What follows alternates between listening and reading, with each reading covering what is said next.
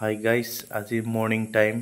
আজি ইয়াতে গছৰুপুঠাৰ Don box স্কুলত আহিছো। ইয়াৰ পৰা মানে মানুহ যাব। এটো হৈ গল আমাৰ সব গাড়ী ষ্টাফ হয়।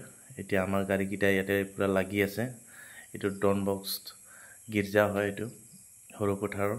এতিয়া বৰ্তমান আমি কিটা ইয়াৰ পৰা যাবলৈ লৈছো গোলাঘাট ডন বক্সলৈ। এটো আমাৰ গাড়ী কিটা সব ইয়াতে লাগি আছে। নমস্কাৰ, মই কমল। আশা কৰো আপোনালোকে সকলোৱে ভালে আছে। মোৰ এটো অন্যটি ভিডিঅ'লে আপোনালোকক স্বাগত।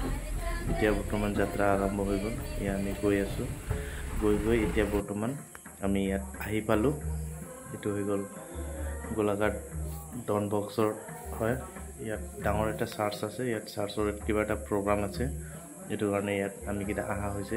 গাড়ী লৈ কিনে সকলোৱে আহিছে ইয়াতে। গাড়ী কিটা সব আছে।